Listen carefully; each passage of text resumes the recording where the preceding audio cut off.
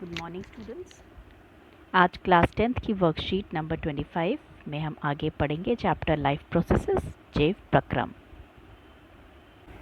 Respiration में हम क्या करते हैं, ऑक्सीजन टेक इन करते हैं और कार्बन डाइऑक्साइड बाहर निकालते हैं। फर्स्ट स्टेप है रेस्पिरेशन का। तो इन केस ऑफ प्लांट्स आप देख सकते हैं कि रूट्स ऑक्सीजन ले रहे हैं और कार्बन डाइऑक्साइड रिलीज़ कर रहे हैं। ठीक है, क्योंकि रूट जो सॉइल होती है उसके अंदर जो पार्टिकल्स होते हैं, स्पेसेस होते हैं, उसमें ऑक्सीजन प्रेजेंट होती है।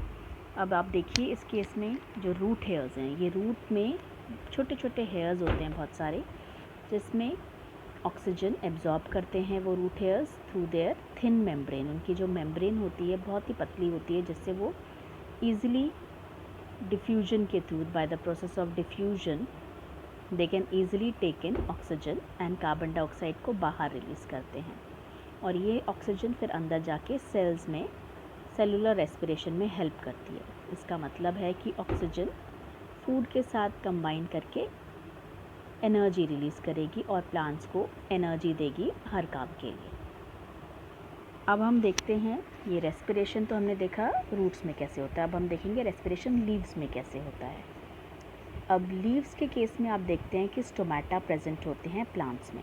तो प्लांट्स जो होते हैं उनके अंदर लोअर सरफेस जो लीव्स होती हैं उसके नीचे जो होते हैं, ज़्यादातर लोअर साइड पे, लोअर सरफेस पे बहुत सारे स्टोमेटास मिलते हैं। टाइनी पोर्स होते हैं जो कि प्रेजेंट होते हैं। अब ये जो होल्स हैं, जो पोर्स हैं, इस पोर से जो है ऑक्सीजन ये टेक इन करते हैं और फिर ये ऑक्सीजन देखिए आप कि ये सेल्स तक जा रही है। इसी तरह से सेल्स में से जो कार्बन डाइऑक्साइड रिलीज़ होती है रेस्पिरेशन के टाइम पे, तो वो बाहर निकलती है इन्हीं स्टोमेटा से। तो जब स्टोमेटा ओपन होते हैं तो ऑक्सीजन भी टेक इन करते हैं और साइमल्टेनियसली कार्बन डाइऑक्साइड को भी बाहर निकालते हैं। तो हमने देखा कि दिन के केस में जब डे टाइम होता है तो फोटोसिंथेसिस भी चल रहा है, रेस्पिरेशन भी होता है प्लांट्स में। फोटोसिंथेसिस मतलब preparation of food with the help of oxygen. ठीक है, with the help of carbon dioxide oxygen produce होता है। ठीक है, अब रेस्पिरेशन में क्या होता है, ऑक्सीजन इनहेल टेक इन करते हैं और कार्बन डाइऑक्साइड और एनर्जी रिलीज़ होती है। तो इस तरह से ऑक्सीजन और कार्बन डाइऑक्साइड का बैलेंस प्लांट्स बनाते हैं। अब बच्चों हम देखते हैं थोड़ा ये स्टोमेटा का स्ट्रक्चर।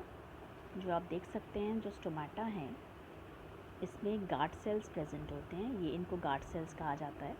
तो अभी आप देख रहे हैं पहले जो ये इधर वाला स्टोमेटा है, ये जो स्टोमेटा है ये बंद है, इसमें क्लोज्ड है। ये जो पोर आप देख सकते हैं ये बंद है, दिस पोर इज़ क्लोज्ड। और ये स्टोमेटा ओपन है, ये इसका पोर ओपन है। इसमें क्लोरोप्लास्ट प्रेजेंट होता है। This is the stomatal pore, जो यहाँ पे आपको इस वाले पिक्चर में नहीं दिखेगा क्योंकि ये क्लोज स्टोमेटा है। और यहाँ पे गार्ड सेल्स होते हैं। ठीक है, अब आप देखेंगे हिंदी के केस में हम देखेंगे जो आपके गार्ड सेल्स होते हैं उनको द्वार कोशिकाएं कहा जाता है, क्योंकि ये स्टोमेटा जो है एक तरह से छिद्र है, रंध्र छिद्र जिनको कहा जाता है, ये इसके लिए द्वार है। तो द्वार कोशिका, क्योंकि ये हेल्प करते हैं इसके खुलने और बंद होने में। और ये आपका जो क्लोरोप्लास्ट है जिसको हरित लवक कहा जाता है। तो यहाँ आप देख सकते हैं स्टोमेटा यानी कि रंध्र छिद्र जो है वो खुले हुए हैं। तो जब ये खुला होता है तभी ऑक्सीजन और कार्बन डाइऑक्साइड पास हो सकता है। और इस डायग्राम में आप देख सकते हैं कि ये जो छिद्र है, रंध्र छिद्र, ये बंद है। तो स्टोमेटा क्लोज है। इस समय कोई गैस का एक्सचेंज नहीं होगा। और आगे की क्लासेस में हम पढ़ेंगे कि कैसे ये छिद्र, रंध्र छिद्र खुलते और बंद होते हैं, किस वजह से, ये आप आगे पढ़ेंगे। Now students will learn about respiration and fishes. Fish aquatic animals होते हैं जो कि ऑक्सीजन जो डिज़ोल्व होती है पानी में उससे वो ऑक्सीजन एब्जॉर्ब करते हैं रेस्पिरेशन के लिए, जो कि सिर्फ 4 से 15 मिलीग्राम पर लीटर होती है। और इसकी वजह से क्या होता है कि जो टेरेस्ट्रियल एनिमल्स होते हैं, इन टेरेस्ट्रियल एनिमल्स यानी कि जो लैंड एनिमल्स होते हैं, उनको ज़्यादा अमाउंट ऑफ ऑक्सीजन अवेलेबल होती है, जिसकी वजह से उनका ब्रीदिंग रेट जो होता है वो कम होता है।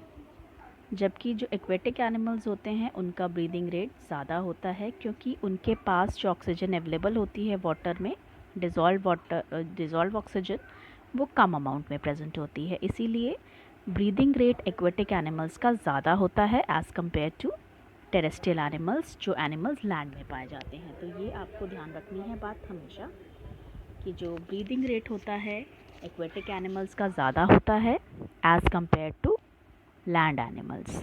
और क्यों होता है? क्योंकि एक्वेटिक एनिमल्स को डिज़ोल्व ऑक्सीजन लेनी होती है वाटर से।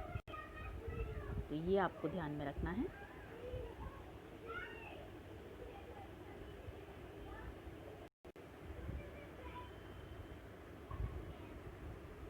अब जो फिशेस होती हैं वो ऑक्सीजन देखिए कैसे लेते हैं, पानी में डिज़ोल्व ऑक्सीजन ले रहे हैं, इसको हम एक्वेटिक रेस्पिरेशन कहते हैं।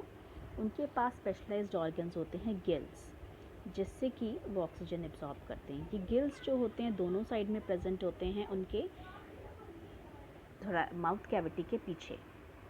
तो आप देख सकते हैं जो बोनी फिशेस होती हैं उनके गिल्स के ऊपर एक हार्ड कवरिंग होती है जिसको ओपर्कुलम कहा जाता है, जो उसको कवर करके रखती हैं। एक फ्लैप होता है, बोनी फ्लैप, जो उसको कवर करके रखते हैं। मगर जो कार्टिलेजिनस फिशेस हैं जिसमें कार्टिलेज होता है, बोन्स नहीं होती, जैसे शार्क, उनमें सिर्फ गिल स्लिट्स होते हैं, उनके पास सिर्फ गिल स्लिट्स हैं, उनके पास ओपर्कुलम नहीं है। अब कैसे पानी, पहले वो माउथ से पानी लेती हैं फिशेस और वो वाटर फिर गिल्स के थ्रू जो होता है बाहर निकलता है। तो सबसे पहले आप देखेंगे कि पानी माउथ से फिश के अंदर गया और ओपर्कुलम के थ्रू जो गिल स्लिट्स हैं ओपर्कुलम के नीचे उसके बाहर निकल जाता है, एक्सेल हो जाता है। तो इस तरह से जब वो पानी अंदर लेते हैं तो डिज़ोल्व ऑक्सीजन गिल्स के अंदर बहुत सारी छोटी छोटी फाइन ब्लड कैपिलरीज होती हैं। अगर आप देखेंगे ये रेड कलर के गिल्स हैं, तो ये इतने रेड क्यों होते हैं? क्योंकि इनमें बहुत सारी पतली पतली ब्लड कैपिलरीज हैं, जिनका काम क्या है कि because they are very thin, बहुत पतली होती हैं, इनकी वॉल्स बहुत थिन होती हैं, तो जैसे ही पानी इनके अक्रॉस जाता है तो ये मैक्सिमम ऑक्सीजन, जो भी ऑक्सीजन पानी में प्रेजेंट होती है, ज़्यादा से ज़्यादा ऑक्सीजन को ये एब्जॉर्ब कर लेते हैं, क्योंकि इनकी वॉल्स जो होती है कैपिलरीज की बहुत थिन होती है। और साथ ही साथ जब ये पानी निकल रहा होता है तो कार्बन डाइऑक्साइड भी उस पानी के साथ मिलके बाहर निकल जाती है।